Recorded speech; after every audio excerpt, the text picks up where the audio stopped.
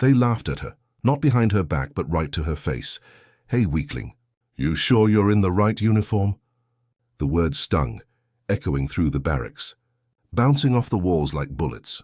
She stood there, surrounded by muscle and bravado, her hands trembling, not from fear, but from holding back everything she wanted to say.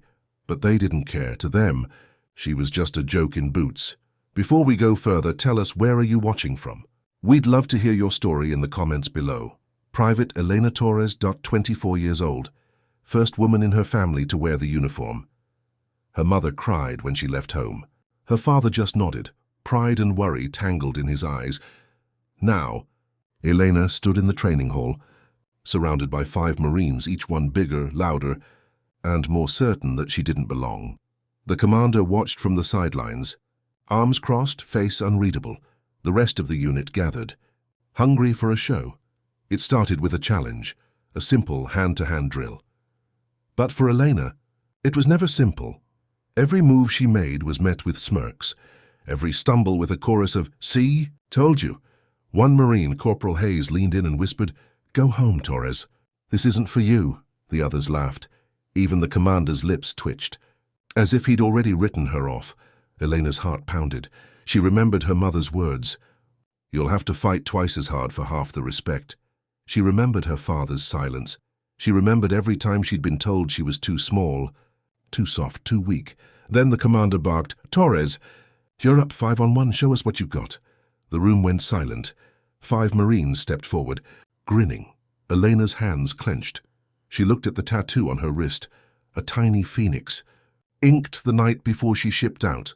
Her mother's voice echoed in her mind, "Rise, no matter how many times they burn you down."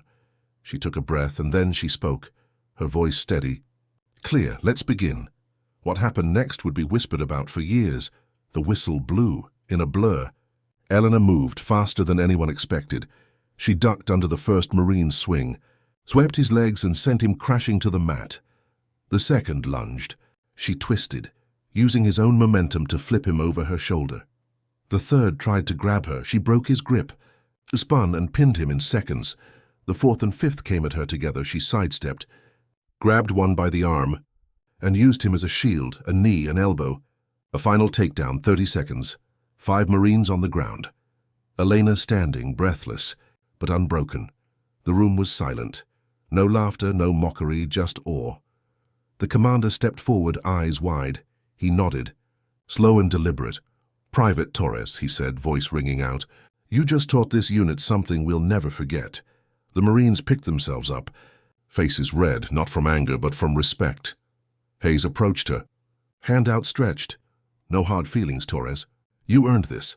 From that day the whispers changed, no longer weak. Now, they called her the Phoenix, the one who rose from the ashes of their doubt. If this story touched you, share your thoughts below and subscribe for more powerful stories of courage, sacrifice, and the legends that walk among us. Remember, sometimes the smallest flame burns the brightest, and sometimes the legend begins with a single defiant stand.